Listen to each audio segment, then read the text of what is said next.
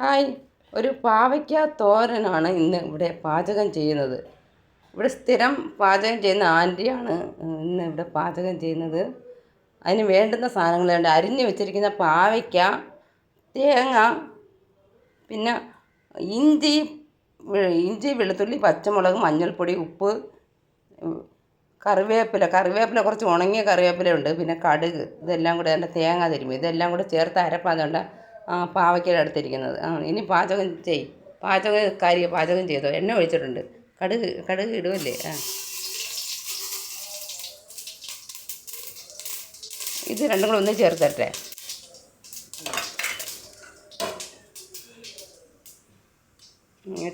ഇട്ട് കൊടുക്കുമല്ലേ? ഇട്ടോ.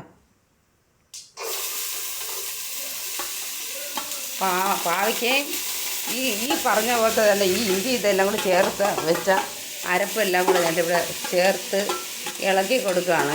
എല്ലാവരും വീട്ടിൽ തോരൻ ഉണ്ടാക്കുമായിരിക്കും, എന്നാലും ഇത് കാണിക്കാൻ വിചാരിച്ച്. പാവയ്ക്ക കയ്പ്പ് കുറഞ്ഞിരിക്കാനാണ് അല്ലേ വെളുത്തുള്ളിയും ഇഞ്ചിയും ചേർക്കുന്നത്.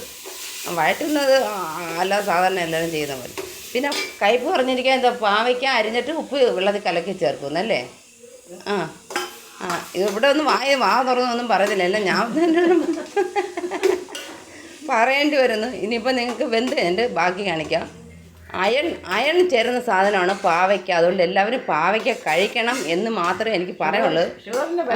ഷുഗറിന് പറ്റിയ സാധനമാണ്, അതുകൊണ്ട് എല്ലാവരും പാവയ്ക്ക കഴിക്കണം. ഇത് വെന്ത് കഴിഞ്ഞിട്ട് ഞാൻ ബാക്കി കാണിക്കുന്നതായിരിക്കും.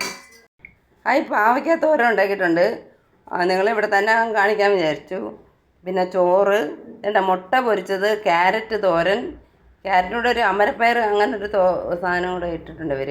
പിന്നെ ചെറുപയർ തോരൻ, കാന്താരി മുളകിൻ്റെ അച്ചാർ, മത്തി ചാള പൊരിച്ചത്, മോര്, ഇഞ്ചിക്കറി, ഇത്രയും ഉണ്ട്. എൻ്റെ കയ്പ്പ് കുറഞ്ഞ പാവയ്ക്ക തോരനാണ്. നിങ്ങൾ ഇതുപോലെ ഉണ്ടാക്കണേ. ഉണ്ടാക്കി പാചകക്കാരിക്ക് എന്തെങ്കിലും പറയാനുണ്ടോ ഇതിനെക്കുറിച്ച്? ഒന്നുമില്ലെന്ന് എല്ലാവർക്കും പറയാൻ അറിയാം. ബൈ.